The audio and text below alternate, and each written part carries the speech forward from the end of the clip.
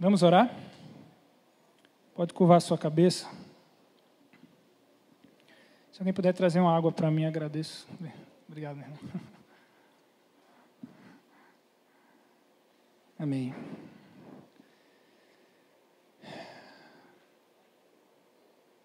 Ah, Deus. Pai, às vezes, Senhor, quando eu oro, Senhor, quando eu canto, quando eu busco a Tua face, eu sempre tenho, ó Deus, a sensação de que eu poderia me entregar um pouco mais, Senhor. Eu poderia ter mais conhecimento, ser mais assertivo, Senhor, nas minhas palavras, Senhor. No meu entendimento, Senhor. A sensação, ó Deus, é de que há um mar infinito a explorar, Senhor, um universo infinito a ser explorado. E que, ó, quem dera se conhecêssemos, ó Deus, as profundezas desse oceano, a largura desse universo, Senhor, e todos os seus detalhes. Eu tenho certeza que todos os homens, todas as mulheres, em uma só voz, se curvariam e te glorificariam sem cessar, Senhor. E apesar de às vezes isso me trazer, Deus, um sentimento de frustração, porque eu queria ir mais fundo, conhecer mais, mas ao mesmo tempo isso me faz ficar, ó Deus, na expectativa de que hoje, mais um pouco, Tu tens algo novo a revelar, a dar ao Teu povo, Senhor, a se fazer conhecido. Se Te procurarmos de todo o coração, se Te buscarmos com toda a intensidade do nosso ser. Eu sei que o poder do Teu Espírito, ele pode ser mais violento do que as nossas barreiras, do que os muros que levantamos com nossa incredulidade, com nosso cansaço, com nosso senso crítico, Senhor. Com a nossa falta de entendimento. Então, Espírito de Deus, se assim for da Tua vontade nessa noite, se você encontrar em nós uma sede, uma fome de Deus, abre os nossos olhos, ilumina os olhos do nosso coração, Senhor.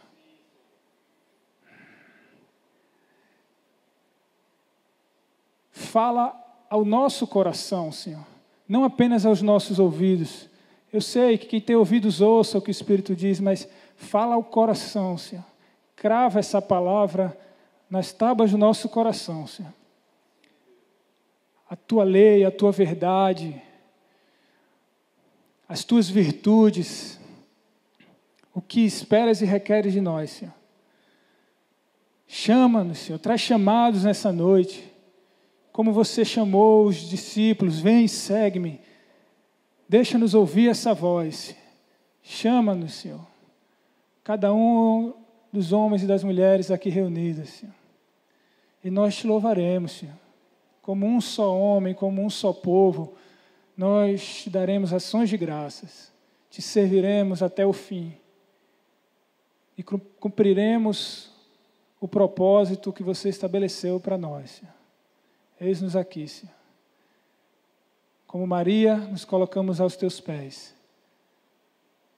Escolhemos essa boa parte, Senhor, agora. Deixa-nos Te ouvir. Em nome de Jesus, Senhor. Amém. Amém.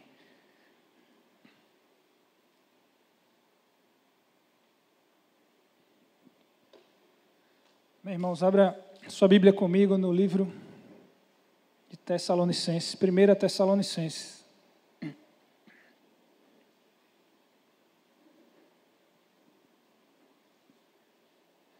Capítulo 5, versículo 23.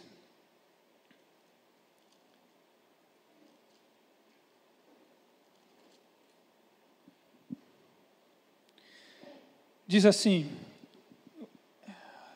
que o mesmo Deus da paz vos santifique tudo, diga tudo, e o vosso espírito, alma e corpo sejam conservados íntegros e irrepreensíveis na vinda do nosso Senhor Jesus Cristo. Amém. Essa noite eu quero falar com vocês sobre integridade e irrepreensibilidade. Sobre ser íntegro e ser irrepreensível. Amém? Amém.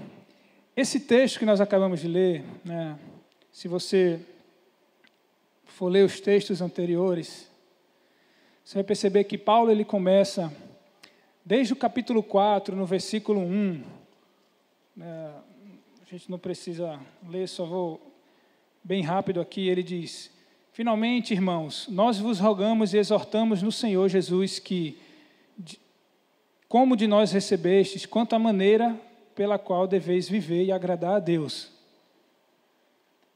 Então, Paulo diz que ele inicia ali uma série de exortações sobre a maneira como nós devemos viver. Amém? Então, se você quer saber como é que eu tenho que viver, está escrito aqui no livro de Tessalonicenses. E agradar a Deus, está escrito aqui. E ali ainda no capítulo de 4, né, ele fala, porque essa é a vontade de Deus, a vossa santificação. Qual é a vontade de Deus? A nossa santificação. Amém? O que Deus quer para a minha vida? Né? Muitos se perguntam, qual é a vontade de Deus para mim? Eu queria tanto saber. Pois é essa, irmão, Ele quer que você seja santo.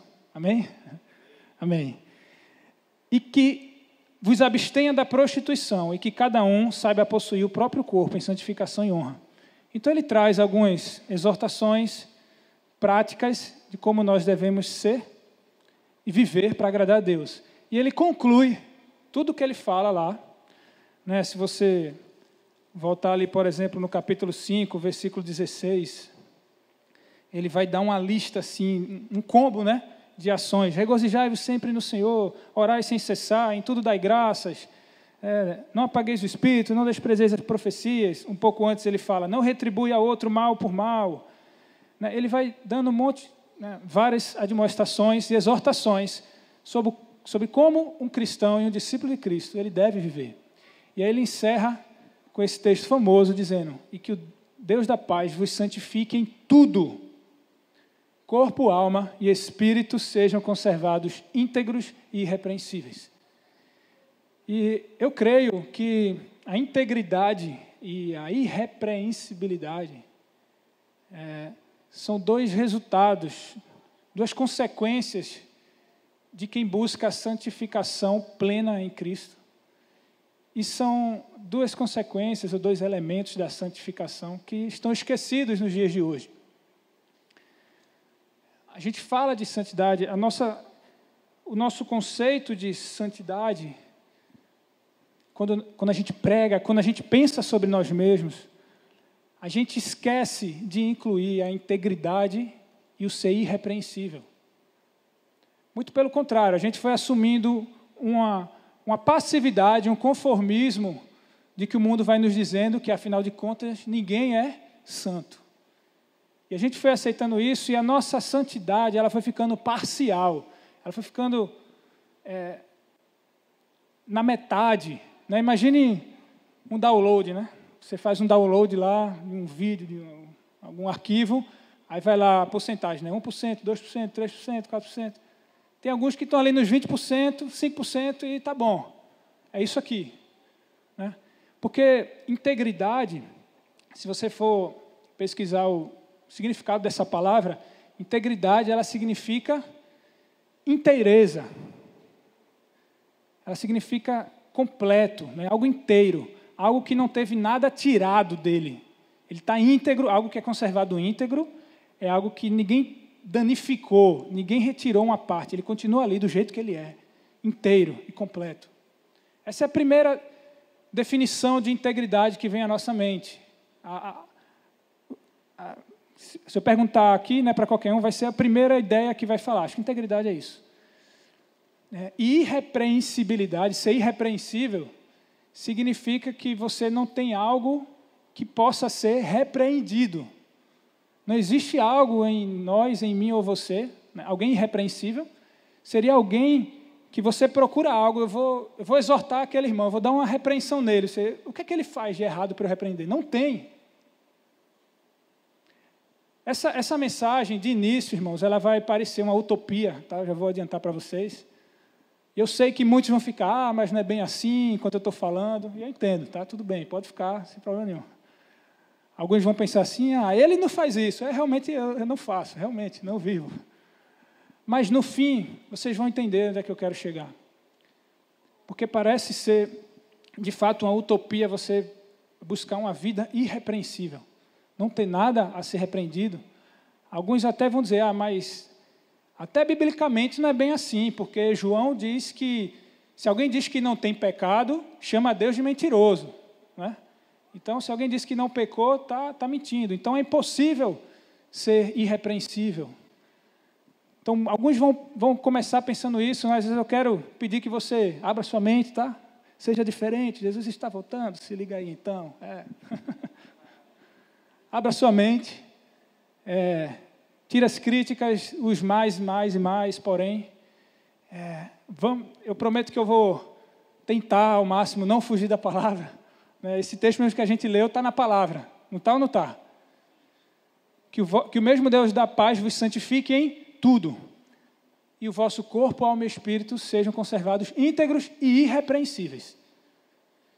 Então, esse é um desejo de Deus, a nossa santificação, e a gente viu que lá na conclusão, essa é o tipo de santificação que Deus requer de nós. Amém? Amém. E eu não quero aqui teologizar, né, sobre o que significa a santificação da alma, do espírito e do corpo. Deixar isso aí, pastor Marcelo, pastor Lourenço, né, que são mais inteligentes que eu, depois eles fazem essas teologias com vocês. Felipe, né, Selmo, Milka, né, o pessoal aí fazer.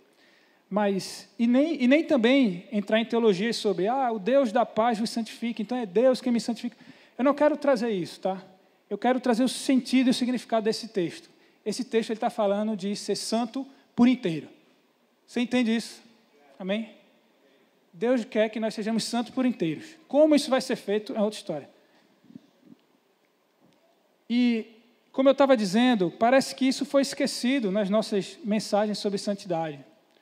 Santidade, para muito crente, se resumiu a algumas coisas.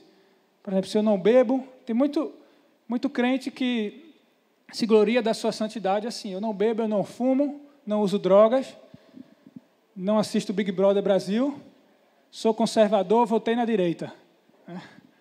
Sou santo. E, por mais que esses hábitos, não assisto novela, né? Amém? Sou santo. Por mais que esses hábitos, todos eles sejam de fato saudáveis espiritualmente, é muito bom você fazer isso. E também fisicamente e mentalmente também mas eles não trazem o conceito de santidade em sua integridade.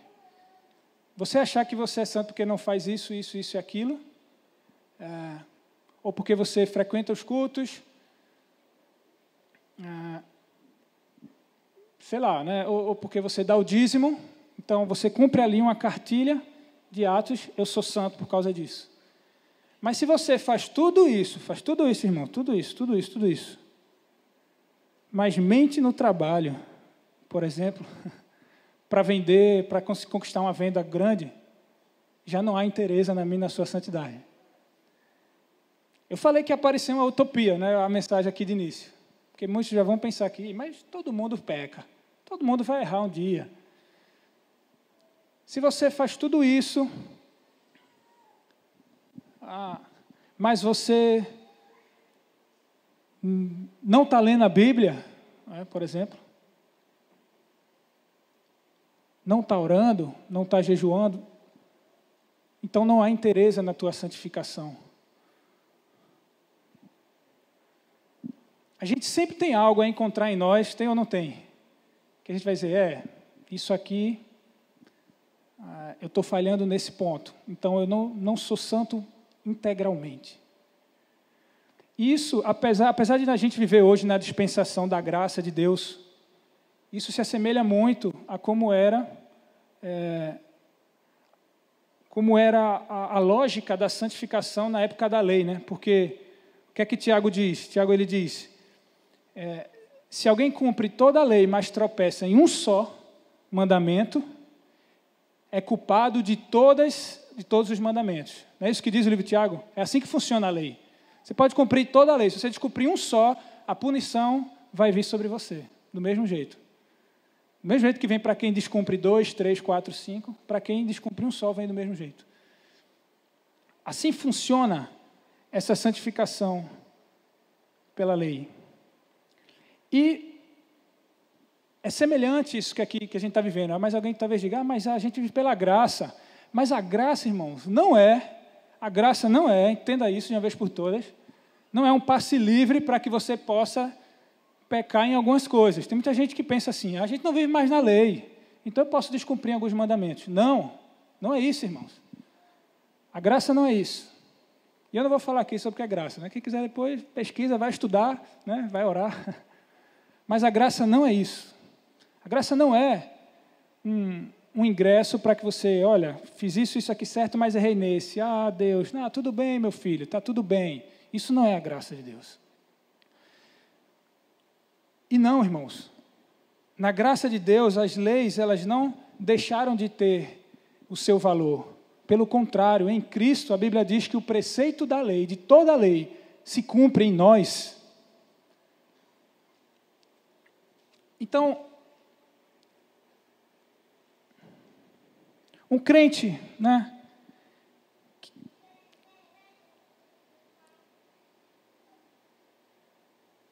Como eu disse aqui, né, que não bebe, não fuma, não usa drogas, não ouve música do mundo, né? Mas ele mente no trabalho, por exemplo, ele não alcançou a sua integridade na santidade. E a gente poderia fazer esse mesmo exercício com vários outros exemplos, né? Como subornar a guarda de trânsito, né? Ver pornografia, poder pegar alguns exemplos mais severos, né? Vamos dizer assim, alguns pecados maiores, né? Tem gente que diz que não existe pecadinho ou pecadão, né? Eu acredito que existe. Eu acredito que existem pecados maiores e menores, tá? Mas todos são pecados, mas existem maiores, sim. Eu acredito que você tirar a vida de alguém, por exemplo, teria a mesma consequência e o mesmo peso de você, não sei. É difícil achar, né, irmão? Você mentir, dependendo do nível da mentira, pode trazer a morte também, né? Mas eu acredito sim nisso. Mas, enfim, isso também é assunto para outro. Só estou trazendo assuntos aqui dizendo, deixa para depois, né? Mas poderíamos dar alguns exemplos, como eu falei, consumir pornografia, como subornar a guarda de trânsito, deixar de orar, deixar de ler a Bíblia, deixar de ajudar alguém que está precisando da sua ajuda, deixar de fazer justiça em alguma situação que precisa de justiça ser feita. Talvez se levantem algumas interrogações assim, mas isso é pecado? Né? A gente tem uma dificuldade de, normalmente, como eu falei, o nosso conceito de santidade ele é parcial. Para a gente, santidade ou pecado tem a ver com aquilo que nós cometemos. Isso chama-se comissão. Se você comete um adultério, você pecou. Se você comete uma mentira, você pecou. Né? Se você comete uma mentira, você pecou. Mas o que diz a palavra de Deus? Ela diz assim, se alguém sabe que deve fazer o bem e não o faz, nisso está o quê? Pecando. Se alguém sabe que tem que fazer um bem, eu tenho que fazer um bem, e ele não vai lá e não faz, a Bíblia diz, nisso está pecando. Omissão, deixar de fazer algumas coisas também é pecado diante de Deus. Mas a gente não costuma se incomodar muito com o fato de, eu não estou ajudando os moradores de rua, né? Eu não estou ajudando um irmão que está necessitado, que está precisando.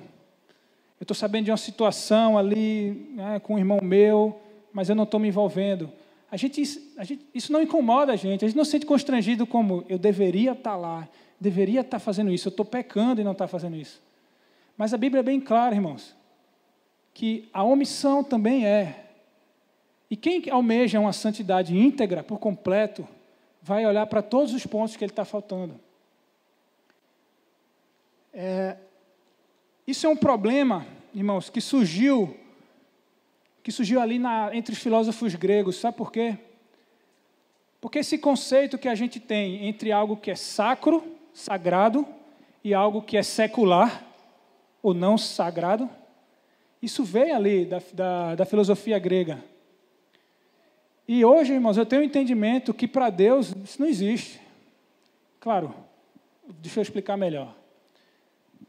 Eu creio que a gente costuma fazer isso, né? Não, na minha vida religiosa, na minha vida profissional está tudo bem. Agora, na minha vida, não sei, familiar está com problema. A minha vida religiosa está show de bola.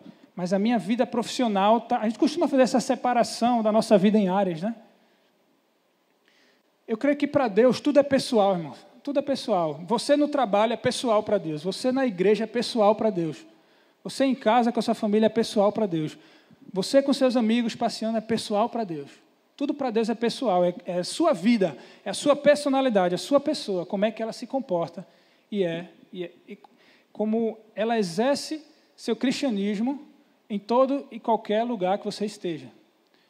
Então, para mim não existe, irmãos, isso de, olha, eu estou bem na igreja, mas no meu trabalho as coisas não estão bem. Os gregos trouxeram isso para a gente, essa separação. Não, que é religioso, eu me consagro, eu me dedico. O que não é, tem menos importância e menos valor. É claro que a Bíblia ela faz separação entre o justo e o injusto, né? Entre o que é santo e o que é profano. Mas ela faz para se distinguir, para que o santo seja distinguido entre os profanos. Os justos reflitam e brilham sua luz entre os injustos. Não é que a gente tem que fazer uma separação entre quando eu estou fazendo uma ação santa ou uma ação mundana e secular. Para muita gente trabalhar é secular. E não se preocupa em ser santo no trabalho porque acha que isso é uma coisa mundana. Isso foi o problema que os gregos trouxeram para a gente, né? Ao ponto que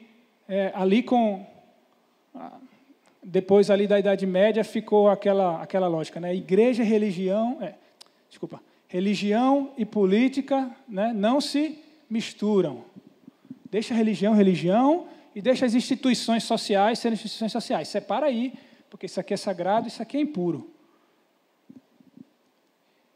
E isso tem a ver com o ser irrepreensível também. Porque eu não sei você, irmão, mas eu por muitas vezes, quando lia na Bíblia assim, ser irrepreensível, eu sempre pensava que eu tinha que ser irrepreensível nos dogmas cristãos, né? No meu ministério, né? O meu líder, o meu pastor, ele não podia me cobrar de algo, eu tinha que fazer tudo o que ele manda, né? Se ele perguntasse, está orando? Eu digo, estou. Ele, boa. Está lendo a Bíblia? Estou, boa. Está fazendo tudo isso? Estou, boa. Mas abriu minha mente, irmãos, essa ministração, ela começou a surgir aqui na primeira semana que a gente teve de primícias, quando o apóstolo Ebenezer estava ministrando. E ele falou sobre ser irrepreensível em algum momento. E ele falou uma coisa muito interessante.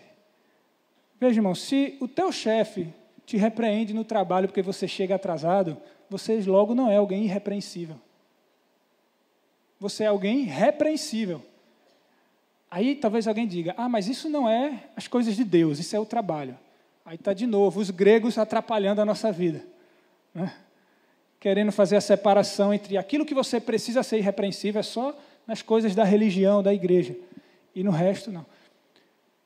Se alguém te repreende por ser um mau marido, se você é repreensível por você ser um mau pai, por alguma coisa que você faz com seus filhos, ou um mau funcionário, logo você é repreensível e não há santidade íntegra em mim e você.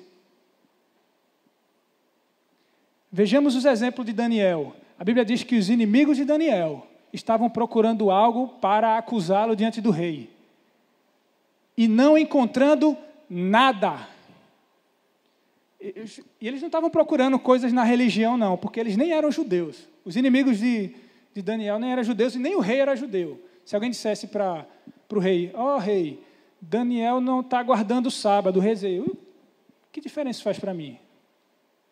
Eles estavam procurando algo social em Daniel, estavam procurando alguma falha nas leis humanas. estavam procurando alguma falha no trabalho dele, achar alguma coisa de errado, e como Daniel era no dia a dia, no mundo secular, né? E não encontraram, porque Daniel era alguém irrepreensível. Nem da comida que ele comia, alguém podia falar dele, nem dizer, olha, ele toma Coca-Cola, porque é pecado tomar Coca-Cola, viu, irmão? É pecado. Nem isso ninguém podia dizer a ele, porque o cara tomava água e legumes. Pelo amor de Deus, irmão, né? Acordava de manhã cedo, 4 da manhã para orar, né? A oração das 5 da manhã, 4 da manhã, mas se não bastasse, ele orava depois de tarde de novo, e depois de noite de novo, 3 vezes no dia. O irmão era uma máquina, Daniel, não tinha nada de errado nele. Ah, que utopia, mas Daniel é Daniel, né? Deus tinha um chamado ali, um propósito para ele. Eu não sei, irmão, mas isso é para mim o que Tessalonicenses fala quando ele diz: o vosso Deus da paz vos santifique em tudo, corpo, alma e espírito sejam conservados íntegros e irrepreensíveis diante de Deus. Deixa eu ler aqui com vocês.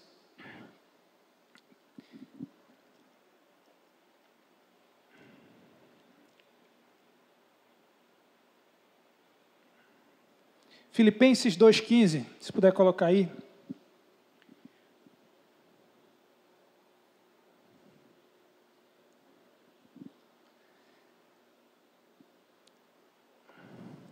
Filipenses 2,15.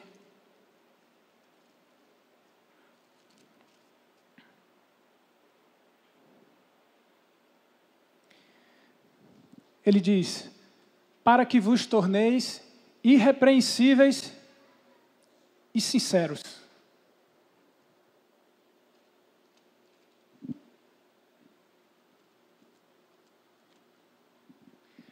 Para que vos torneis irrepreensíveis e sinceros, filhos de Deus, inculpáveis no meio de uma geração pervertida e corrupta, na qual resplandeceis como luzeiros no mundo. Como é que você acha que o teu cristianismo resplandece no teu trabalho se você chega atrasado lá, por exemplo? Ou se alguém passa uma tarefa para você e você não cumpre e faz corpo mole?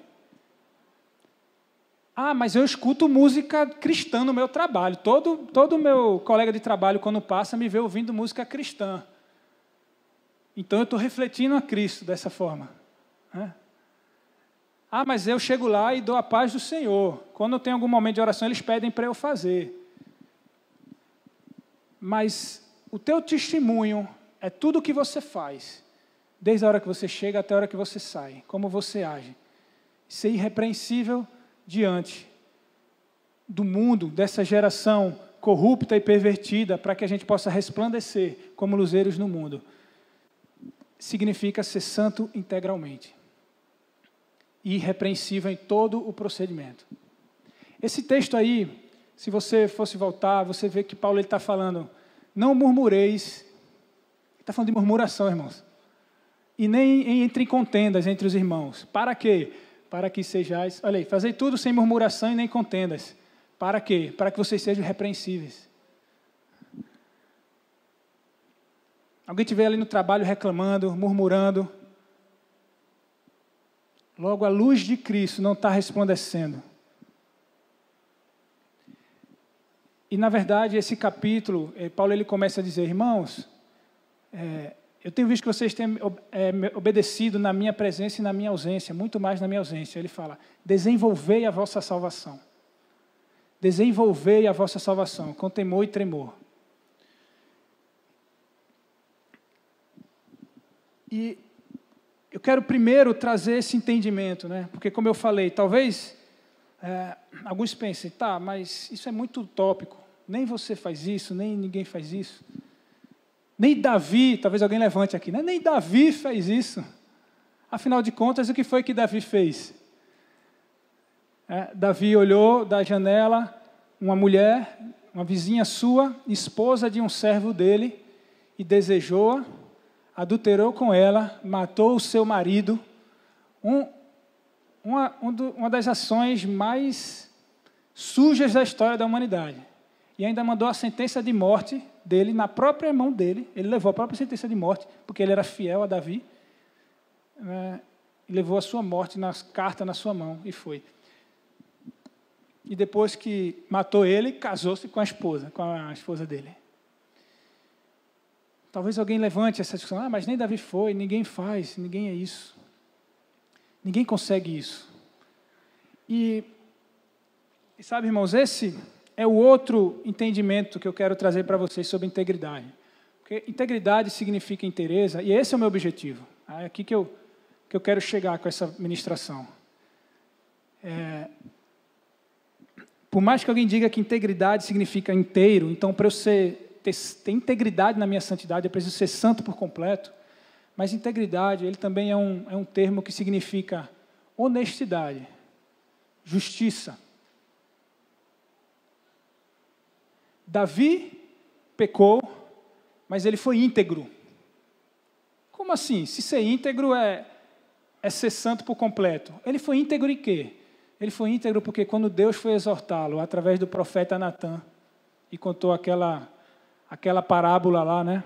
Havia um homem muito rico que tinha muitas posses, ele possuía ovelhas, né, e gado, e ele olhou para o seu vizinho, que só tinha uma ovelhinha, e desejou a ovelha do seu vizinho. Então, vindo uma pessoa importante visitar a sua casa, ele pegou a ovelha do vizinho, matou. Ele, tendo muitas, né, pegou a do vizinho, matou, fez ali o banquete. E o vizinho ficou sem nenhuma. E o senso de justiça de Davi explode e diz: esse homem merece morrer. Aí Natã fala: esse homem é você, Davi. E a integridade de Davi naquele momento, ele fala: é verdade, sou eu. Eu pequei contra o Senhor. E por mais que o pecado de Davi seja um dos mais sujos da história da humanidade, o arrependimento dele é um dos mais escandalosos também da história da humanidade. Se alguém lê ali o Salmo 51, né, os salmos que ele escreveu em arrependimento, mas não se tornou só uma oração de arrependimento, foi muito além disso. Logo depois que Davi comete esse pecado, mata Urias, em sequência ali, no 1 Samuel, capítulo 15, 16, 14, 15, 16, você vai ver essa história. Logo depois desse pecado, o filho de Davi, Absalão, se levanta para tentar tomar o reino dele, o próprio filho. Isso deixa Davi muito triste, muito mal. É muito interessante essa passagem, irmãos. Davi fica muito mal com isso, inclusive ele fica até sem reação. O general do exército dele fica: vamos lá, rei, vamos lá. E ele fica ali, talvez numa depressão. E tem uma passagem muito interessante sobre um homem chamado Simei. Talvez passe desapercebido por alguns. A Bíblia diz que Davi está andando ali com o seu exército, e esse homem chamado Simei, ele começa a praguejar contra Davi, a jogar pedras nele, a praguejar contra ele, dizendo: agora veio o castigo de Deus sobre a sua vida, porque você é um homem sanguinário. Deus agora vai te amaldiçoar. Ele levantou teu próprio filho para fazer a justiça sobre você, homem sanguinário. E Davi é acusado, é humilhado na frente de todo o povo. E o general de Davi se levanta e fala: Davi, por que esse cachorrinho vai ficar fazendo alguma coisa contra você? Dê a ordem e eu tiro a vida dele agora. Aí Davi fala: não. Davi fala: não. Deixa ele me amaldiçoar, porque foi Deus quem o levantou para me amaldiçoar. Vá ler lá, irmão, depois. Davi fala isso. E por mais que o texto não seja bem claro sobre o porquê que Simei estava amaldiçoando Davi e jogando pedras nele, mas os historiadores acreditam que provavelmente é por causa das mortes, as pessoas que Davi matou, incluindo Urias, que foi quem ele pegou Batseba e adulterou com ela. Então Davi, ele estava entendendo que meu filho se levantando contra mim é o castigo de Deus diante do meu pecado. Esse homem vindo me amaldiçoar e jogar pedras é vontade de Deus para me punir pelo meu pecado. Eu não quero nem entrar no mérito se era ou não era de fato, se realmente é Deus quem estava fazendo isso ou não. Mas a postura de Davi, a integridade dele, eu pequei, e eu tenho que ser humilhado mesmo diante de todo mundo. Eu não fiz mesmo? Não fui eu quem fez? Não fui eu quem cometeu? Isso é integridade, irmãos. Tem muita gente, como diz a Bíblia, engolindo o camelo e coando o mosquito. Né?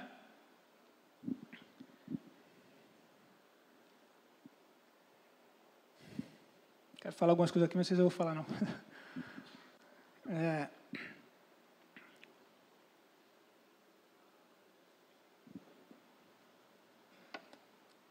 É a famosa passada de pano, que está em moda hoje, né? No mundo polarizado que a gente vive, todo mundo passa pano. Né? A gente vive um mundo polarizado politicamente, mas não só politicamente. Tá? Tem aqueles que são calvinistas versus arminianos, né? Tem aqueles que não, a coxinha se come pela ponta ou pela base, né? Tem algumas polarizações aí. E no mundo polarizado, normalmente, quem é do seu lado, quem é do seu polo, não, eu sou direita, todo mundo que é da direita comigo, você passa o pano. Todo erro e todo pecado ali que é cometido, você passa o pano. Mas todo erro e todo pecado que é cometido por quem é do outro lado, você denuncia, você escancara. Isso não é ser íntegro. Isso é falta de integridade.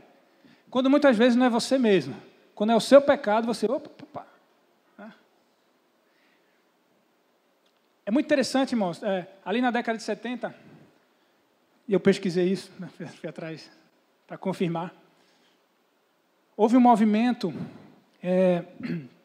muito forte nos Estados Unidos contra o racismo, né? A gente vê isso nos filmes, a gente sabe que ali na América isso foi muito forte. E se levantou um homem, duas figuras, na verdade, ilustres, líderes dessa luta contra o racismo. Um deles a gente conhece muito bem, chama-se Martin Luther King. Um cristão, pastor, negro, americano, que lutou ferozmente contra o racismo, e tinha outra figura na época também, que se chamava Malcolm X. E eles eram muito opostos entre si, é muito interessante, apesar deles lutarem pela mesma coisa. O Malcolm X era muçulmano, negro da periferia, né, enquanto que Martin Luther King tinha uma condição um pouco melhor. E ele era violento, Malcolm X era violento. Para ele, a guerra tinha que ser assim, peguem arma e vamos matar os brancos. Era assim mesmo, né? Assim, fazendo meu exagero aqui. Mas ele dizia assim, o nosso inimigo são os brancos. Martin Luther King não, ele já dizia, não, gente, é o seguinte, nossos inimigos não são os brancos, é uma filosofia, é um costume. Eu estou lutando por direitos humanos que os negros não estão... Eles têm direito, mas não estão usufruindo, é só isso. Tá? Não quero condenar ninguém, mas ele era mais pacífico, como um pastor, né, um cristão, mais manso, né, humilde, está ali como crente. Todo mundo falava, é assim que tem que se lutar, esse é o exemplo, esse é o cara. Enquanto o Malcolm X, né, nós cristãos não costumamos a condená-los, porque ele é muçulmano, porque ele é isso e aquilo, ele é violento, ele é vitimista, mimizento, etc., né? Mas sabe, irmãos, o FBI, em 1970, na década de 70, foi investigar a vida de Martin Luther King, porque estava com suspeita de que algum assessor dele pudesse ser comunista e tal. E ao investigar a vida dele, nas ligações que ele fazia, né, grampearam, descobriram que Martin Luther King traiu a esposa. Cristão, exemplo para todo mundo, para todo o planeta. Ele traiu a sua esposa. Malcolm X não traiu a sua esposa.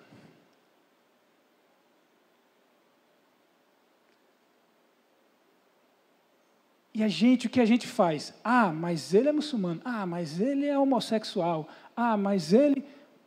Porque a nossa santidade ela é parcial. A gente particiona. Isso aqui é pecado. E eu não estou, irmãos, pelo amor de Deus, tá? Longe de mim falar mal de Martin Luther King. Martin Luther King era homem, era íntegro. Assim como Davi, mesmo cometendo pecado, todos nós enxergamos ele como homem de Deus, Porque ele era íntegro. Ele era íntegro. Ele foi homem. A esposa dele não abandonou. Ele ficou e voltou e se arrependeu e seguiu. Porque é isso que acontece. Os homens que são íntegros, a gente consegue apagar. É mais fácil você apagar, esquecer dos pecados de quem é íntegro. Porque a pessoa ela vai lá e reconhece, não, eu falhei. Não, o meu grupo também falha. Eles têm feito isso também.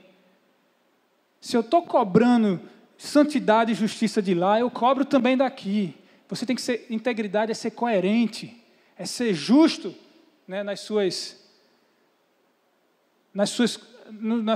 sua mensagem, no seu discurso. Você está combatendo o movimento LGBT porque ele pode trazer... deixa eu procurar os termos certos, né? A gente tem que se preocupar aqui para falar. Ele pode trazer uma depravação na sociedade sexual. Então, combata também o conservador cristão que adulterou contra sua esposa e escondeu, porque ele também traz a mesma consequência. Isso é ser íntegro, né? Isso é integridade na sua santidade. E isso não significa que a gente não pode denunciar. Não é isso que eu estou dizendo aqui. Se você tem pecado, tira a trave do teu olho e não fala do cisco no olho do teu irmão. Não. A maldade no mundo, ela tem sim que ser denunciada, a gente tem que combater. Mas eu e você precisamos ter integridade na nossa santidade, para que a gente tenha autoridade para poder combater essa guerra. Eu sei, irmãos, eu sei que todos os pecados e destituídos estão da glória de Deus. Romanos 3, 23. Eu sei que 1 João diz que quem disser que não tem pecado chama Deus de mentiroso. Eu sei. Mas você tem que buscar a santidade na integridade. Eu e você. Nós precisamos parar. Eu não bebo, eu não fumo, eu não assisto Big Brother, eu não vejo novela, mas eu estou mentindo para minha esposa. Sei lá, estou mentindo para o meu filho. Eu tenho que parar com isso.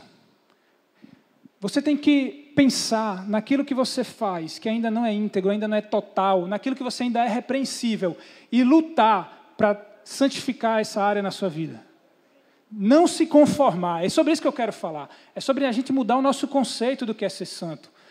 Não se assente numa santidade parcial e ache que já está bom. Porque 20% do download já me garante salvação. Eu nem sei como é que Deus vai... Né? Se nem calvinista e arminiano chegou na conclusão durante 500 anos, quem sou eu para dizer aqui como é que Deus vai salvar alguém? Como é que Ele vai decidir salvar alguém?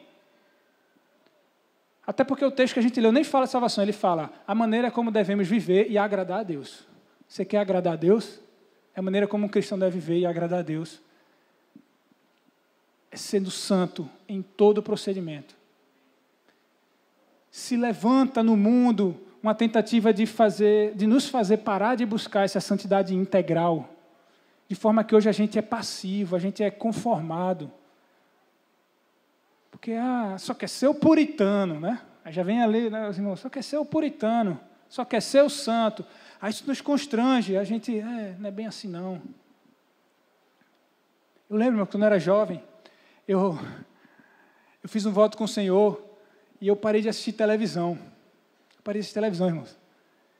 E era um sacrifício meu que eu fiz a Deus. Não assistia televisão. Brasil e Argentina, final da Copa América, meu Deus do céu, vontade de assistir. E eu passava ali, virava a cara, para ver se eu olhava um segundo só para ver o placar, né? Não, eu não vi não, Deus. Aí depois de um tempo eu comecei a pensar, mas todos os meus irmãos assistem? Assistir TV é pecado, irmãos? Assistir televisão é pecado? Tem gente na dúvida, né? Depende do que você assiste, né? Assistir Brasil e Argentina na final da Copa América é pecado, irmão? Não. Depende também, né? Da idolatria envolvida, né? Se chorar porque o Brasil perdeu, é pecado. Que aí já é idolatria, né? Mas o ponto não é esse. Porque, como eu falei, a gente costuma trazer a nossa santidade como algo parcial, né? Eu posso, então não é pecado. A gente costuma medir a santificação assim. O nosso conceito de santidade é muito pequeno. Santidade não significa fazer ou não fazer certas coisas. Ela significa ser separado, ser diferente. Ser distinguido entre todo o resto. Davi, por exemplo, quando ele estava ali, eu falei que Davi era íntegro, santo, né? Davi, ele era tão íntegro que ele orava assim: Senhor, sonda-me o meu interior e vê se há em mim algum caminho mau. Então, assim, Senhor, eu nem estou vendo, eu acho que eu estou bem aqui. Eu acho que eu não estou fazendo nada errado, mas, Senhor, eu não estou satisfeito com isso. Procura, faz um raio-x, faz uma ultrassonografia, uma tomografia. Como é aquele outro exame? Ressonância magnética, aquele outro, que é mais profundo ainda que a tomografia. PET scan. Faz um PET scan em mim e acha um pontinho ali de falha. Vê se há em mim ali um caminho mau. Acha para mim, ó Deus, porque eu quero santificar isso. Isso era o que Davi orava.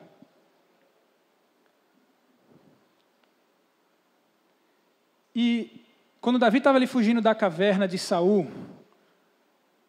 perseguindo Davi para matá-lo, a Bíblia diz que Davi diz assim: hoje Deus entregou Saul nas minhas mãos. Ou seja, teoricamente, Davi poderia matar Saul e ele não estaria pecando. Nem sei se Deus consideraria pecado ou não, mas para Davi não era pecado. Você entende isso? Para Davi não era pecado. Davi achava que Deus estava entregando Saul nas mãos dele. Deus me deu Saul aqui para eu matar. Mas ele disse: eu só toquei nas suas vestes e meu coração se comoveu, se sentiu mal por ter tocado nas vestes dele. E não matou Saul. Talvez se Davi tivesse matado Saul, ele não teria pecado. Mas ele não seria o Davi diferente que ele é. Porque santidade é isso, é você ser distinguido, diferente. Todos matariam, mas Davi não matou. Está muito além de, pode ou não pode. Você entende isso, irmãos? Santidade está muito além de posso ou não posso. Precisamos ser íntegros, diferentes. Moisés, ele disse: Senhor, se a tua presença não for conosco, não nos faça subir esse lugar, porque a tua presença que nos faz diferentes, eu e o teu povo, de todos os demais povos da terra. Ele diz assim, que nos faz separados, em outras traduções, santo de todos os povos da terra. Não é isso que diz em 1 Pedro 2, vós, porém, sois nação santa, raça eleita, povo de propriedade exclusiva de Deus. Essa distinção, ser diferente do mundo. Isso é a santidade.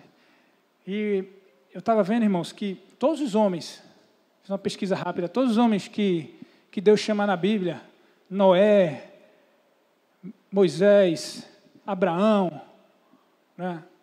Jó, lá na frente, né? Não foi um chamado específico em Jó, né? Mas até um chamado, porque eu acredito que Deus tem chamado até para alguns para sofrer mesmo, para usar de testemunho para os outros, né? Como foi aconteceu com Jó. Mas todos esses homens, se a gente pudesse encontrar uma característica comum a eles, essa é: eles eram íntegros e justos. Era ou não é?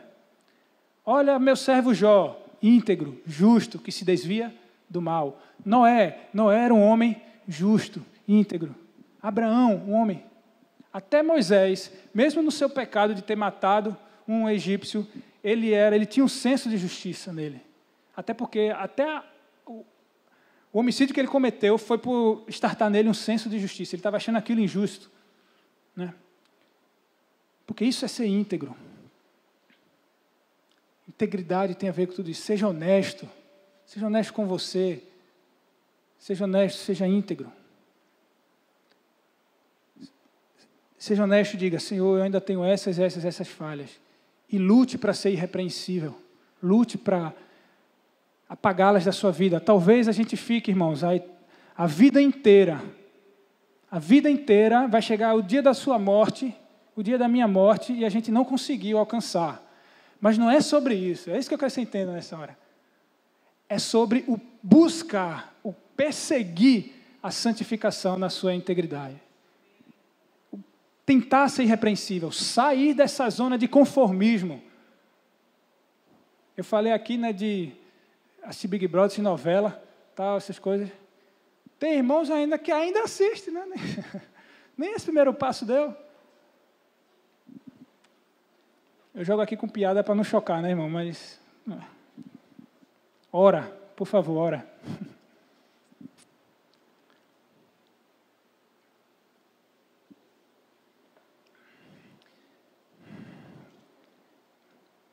Vocês estão entendendo, irmãos?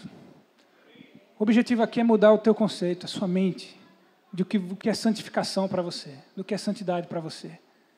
Sai dessa zona de conforto. Eu não quero colocar um sarrafo lá em cima, para que ninguém consiga passar e todos sejam condenados. Não é isso. É colocar o sarrafo lá em cima, para que você lute, trabalhe, treine para conseguir superá-lo. Para te motivar a conseguir ultrapassá-lo. Não é para deixar ninguém mal para baixo. Pede para Deus fazer um raio-x em você, mas faça também suas conversas no WhatsApp, os canais que você vê no Instagram, as conversas que você faz. Encontra ali as tuas intenções impuras, maléficas. Mas não, eu só estou... O joguinho que você joga no celular ou no computador, vai fazendo, vai sondando você por inteiro. As tuas intenções. Não se conforma com aquilo. Por mais que você goste, eu gosto. Às vezes a gente quer dar uma desculpa porque a gente gosta dali, né? Gosta daquele cantinho. Não, mas é só um joguinho, não tem nada demais. Não, seja íntegro. Seja homens, né? Mulheres sejam mulheres. Seja íntegro, seja honesto, diga, não, a verdade é que, de vez em quando eu estou jogando aqui, são as propagandas aqui que mostram as mulheres seminuas, por exemplo. Vai lá, sonda teu coração. Seja homem, seja íntegro. Larga, abandona, sacrifica. Luta, pede ajuda a Deus. Se cair, vai de novo, levanta, pede ajuda ao irmão. Mas procura ser íntegro, corpo, alma e espírito, em tudo, íntegro e irrepreensível diante do Senhor. A caminhada cristã, é muito interessante que no livro de 2 Coríntios 3, um texto famoso, 18, ele diz, porque com os rostos desvendados, tem como colocar aí? 2 Coríntios 3, 18, eu vou terminar.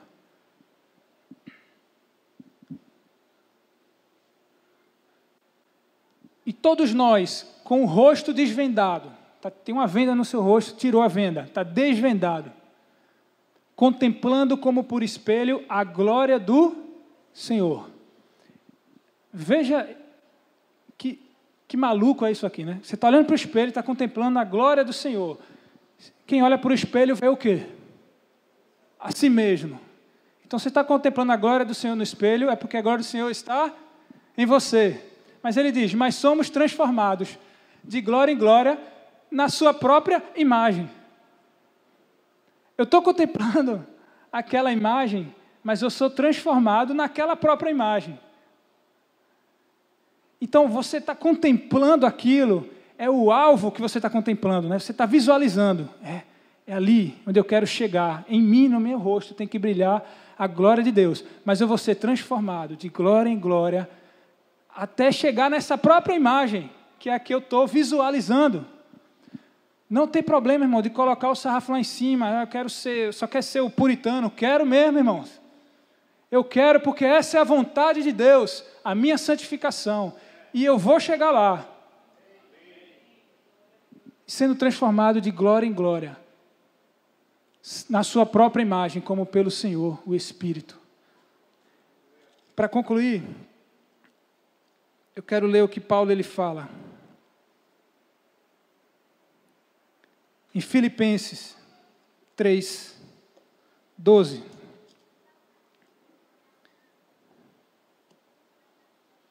Coloca aí, por favor, irmão. Olha o que Paulo ele diz. Não que eu tenha já recebido ou tenha já obtido a perfeição. Ou a santidade integral, completa, né? Seria o nosso sinônimo aqui da perfeição. Ele falou, não que eu já tenha obtido ou já alcançado, mas eu prossigo para conquistar aquilo para o que também eu fui conquistado por Cristo Jesus. Versículo 13. Irmãos, quanto a mim, eu não julgo havê-lo alcançado. Paulo não julgou que ele já tinha alcançado. Isso aqui ele já estava perto ali, próximo de cumprir a sua carreira. Mas uma coisa eu faço, esquecendo-me das coisas que para trás ficam e avançando para as que diante de mim estão. Versículo 14. Prossigo para o alvo, para o prêmio da soberana vocação de Deus em Cristo Jesus. Versículo 15. Todos, pois, que somos perfeitos. Ele está chamando de perfeito mesmo quem não é. Tenhamos esse sentimento. É por isso que eu estou dizendo aqui para vocês. O objetivo é aqui, ó, é o seu conceito, é o seu entendimento. Tenhamos esse sentimento. E se porventura você pense de outro modo, também isto Deus vos esclarecerá. Versículo 16. Todavia, andemos de acordo com o que já alcançamos. Amém. Então, é esse o sentimento que a gente precisa imprimir dentro de nós, uma vez por todas. Não, eu não a julgo tê-la alcançado a perfeição, mas uma coisa eu faço, eu vou perseguir para conquistá-lo. E Paulo ele fala, eu quero que vocês tenham esse pensamento. E se você não tem, se você acha que não é bem assim, ninguém é santo, Deus entende assim como eu estou. É isso que Paulo está dizendo. Se você pensa assim, Deus vai te esclarecer. Ele vai abrir tua mente e vai te explicar o que é que Ele quer de você. Então, eu sei que o nosso homem exterior se corrompe todos os dias, mas o nosso homem interior, ele se renova. E Paulo ele falou, irmãos, rogo-vos, não vos conformeis com este século, mas transformai-vos pela renovação da vossa mente. Para que experimenteis qual seja a boa, perfeita e agradável vontade de Deus.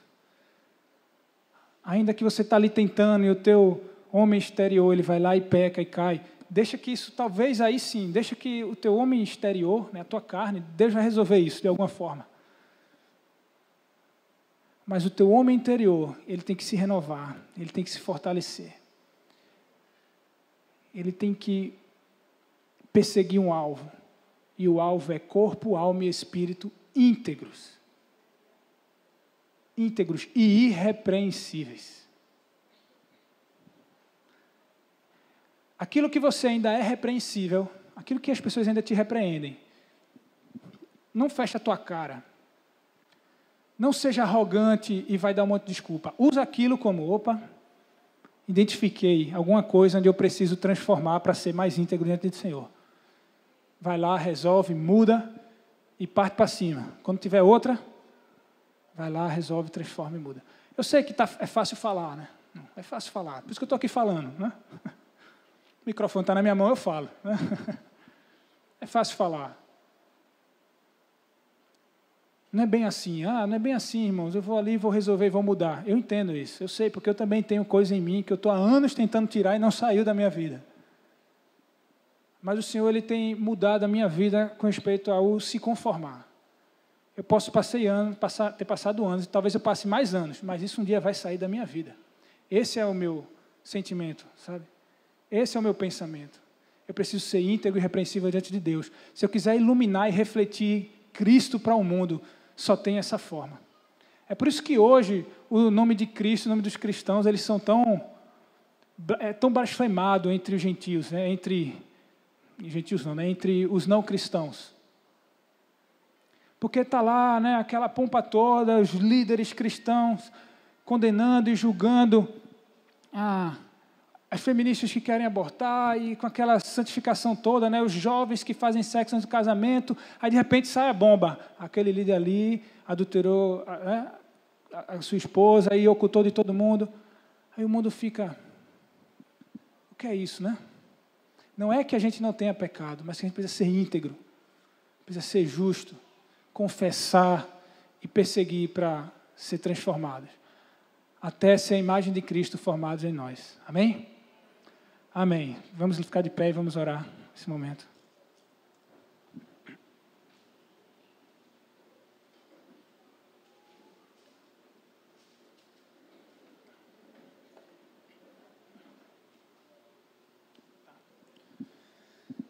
Louvar o Senhor. Irmãos, eu esqueci de comentar. 1 Pedro, um texto bem famoso.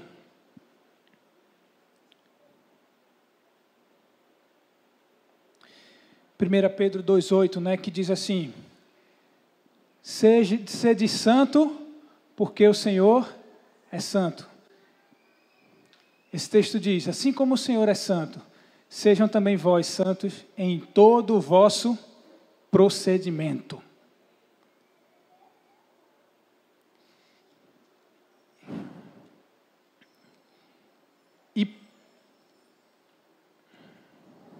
E mais na frente, no capítulo 3, versículo 13. Se puder colocar aí, irmão, enquanto o pessoal está ligando aqui os instrumentos. 1 Pedro 3,13. Diz o seguinte: ora, quem é que vos há de maltratar se fordes zeloso do que é bom? Ele está dizendo, se você for fazer o que é bom, se você é uma pessoa boa, faz o bem e zela pela bondade, quem é que vai ser contra você, né? Quem vai te maltratar? Mas ele diz no versículo 14.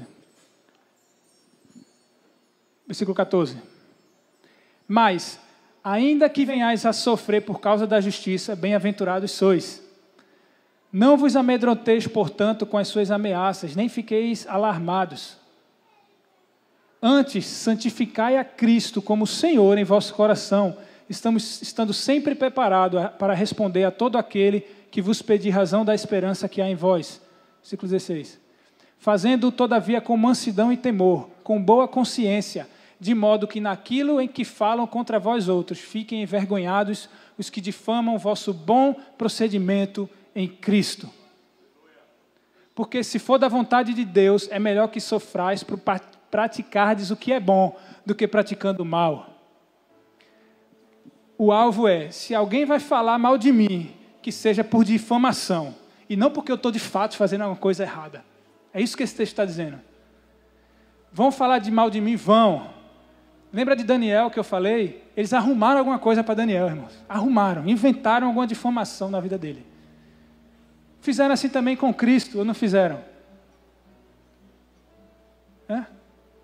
Porque até Pilatos falou, eu não vejo nenhum erro nesse homem. Vocês estão crucificando ele pelo porquê? Não tem nada de errado nele, ele lavou as mãos, ele fez, olha, eu estou inocente do sangue desse homem. Vão nos perseguir, vão falar mal da gente, mas que se forem fazer, que seja por difamação. Não dê razão para alguém falar mal de você.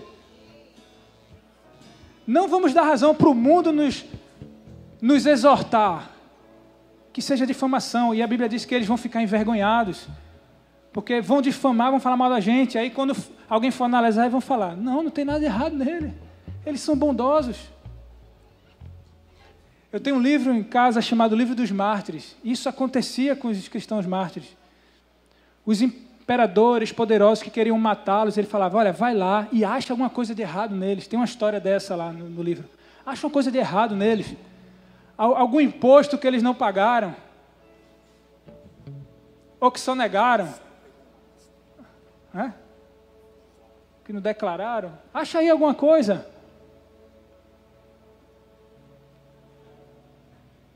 Um suborno que ele deu ali a um guarda para se livrar. Acha alguma coisa nele.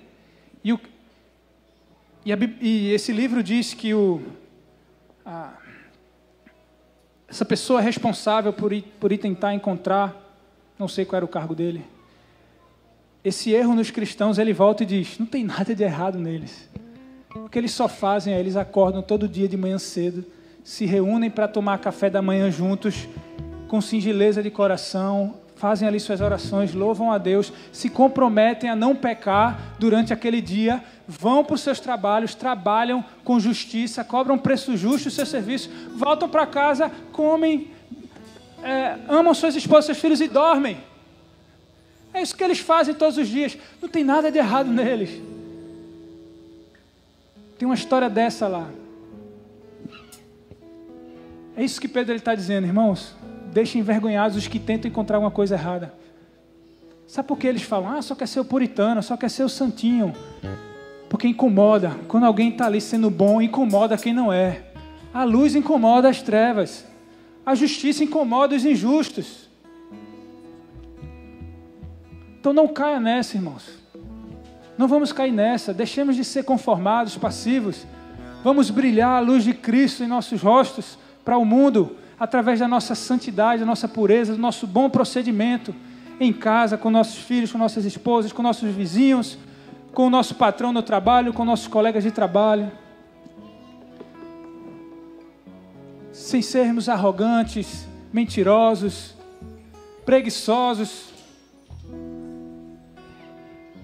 viciados em jogos ou em qualquer outra coisa. E que o Deus da paz vos santifique em tudo, corpo, alma e espírito sejam conservados íntegros e irrepreensíveis, até a vinda do nosso Senhor. Amém? Amém. Vamos louvar e orar.